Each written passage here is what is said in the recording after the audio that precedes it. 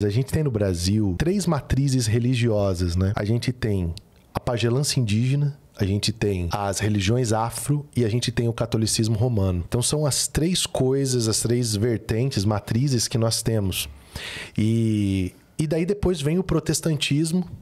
E esse protestantismo vem como um protestantismo oferecendo um contraponto ao catolicismo romano. Só que, no grosso modo, essas mensagens ou essas imagens estão presentes na mente religiosa das pessoas. Sim. Então, por exemplo, você chega na tribo indígena, tá o pajé. O pajé tá lá, ele que manipula os espíritos e ele te cura. Você vai lá no culto afro, não é? Você tem a relação de eu entrego uma oferenda e aquele espírito devolve um trabalho para mim. E você chega no catolicismo romano, você tem uma lógica de salvação pelas obras, não é? Os sacramentos, a prática e tudo isso.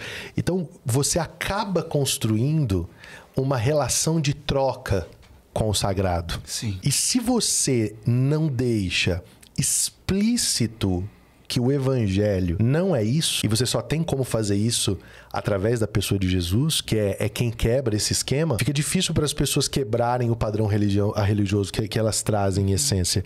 Então, claro que eu falo isso com muito respeito e cuidado, mas eu acredito que a gente vive no Brasil um problema de evangelização. A gente praticou proselitismo, trocou de religião, mas não teve clareza a respeito da proposta da boa notícia do evangelho. Então a gente tem esse quadro de termos igrejas. Quer ver? É só um adendo. Você percebe como, por exemplo, a gente tem facilidade no movimento evangélico brasileiro de aceitar elementos judaicos, Sim. mas dificuldade de aceitar a cruz, por exemplo, como um elemento cristão. Sim. Porque... fundamental. E fundamental. Então, Tem lá, tem o candelabro, tem o candelabro, tem o chofar, tá tudo bem. tem tá o tudo talite, ok. tá tudo Isso. Mas se tiver uma cruz, epa, peraí, que a gente não é católico.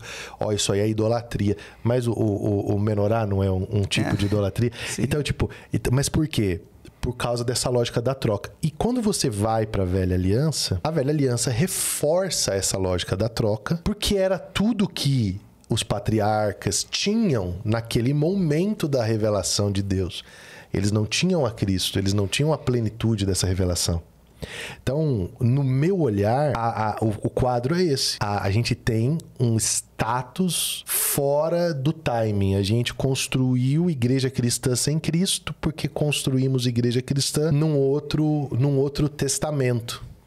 Que de maneira nenhuma é inútil, porque nós precisamos dele para entender o caminho de Cristo na história. Mas se nós tirarmos Cristo da nossa construção, a gente vai ficar essa coisa que a gente está vivendo hoje.